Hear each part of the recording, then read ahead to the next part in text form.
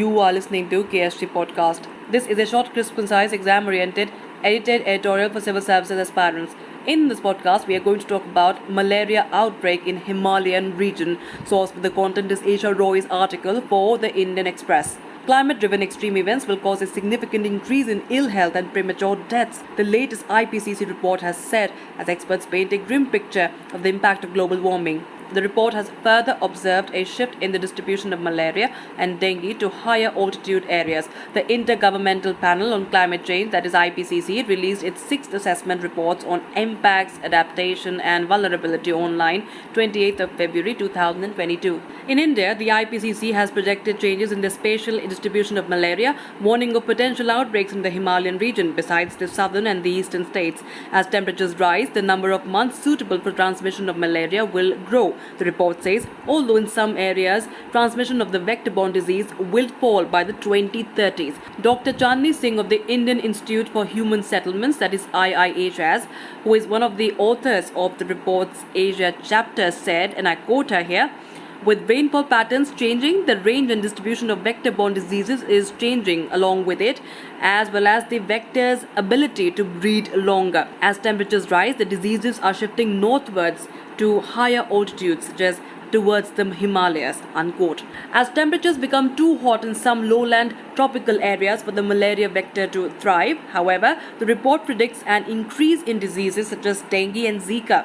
In South and Southeast Asia, the report says rising temperatures will also cause an adverse impact on availability and prices of food, leading to increased undernourishment. Besides, mental health challenges, including anxiety and stress, will grow, affecting particularly the young and the elderly and those with underlying conditions. The report says the impacts of climate change will increasingly occur at the same time and interact with each other and with other risks with increasingly dangerous consequences. For example, increased heat and drought will combine to harm food production and reduce agricultural labor productivity, which will increase food prices and reduce farmers' incomes, leading to more malnutrition and death, especially in tropical regions.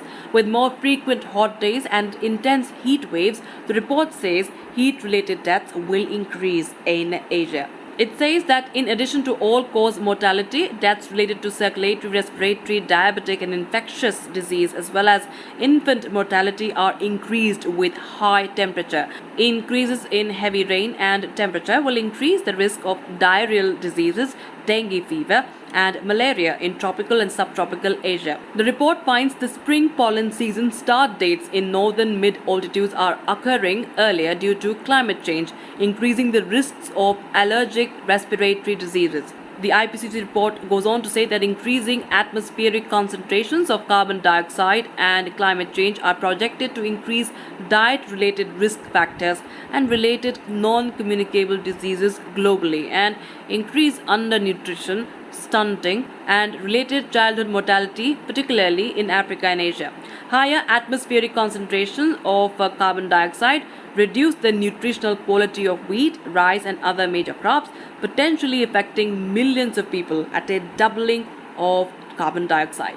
That's it for this podcast. Thank you so much for listening. To join KSG India courses and to crack the ICE exam, visit ksgindia.com. You can also get a PDF of this podcast on ksgindia.com. Thanks for listening.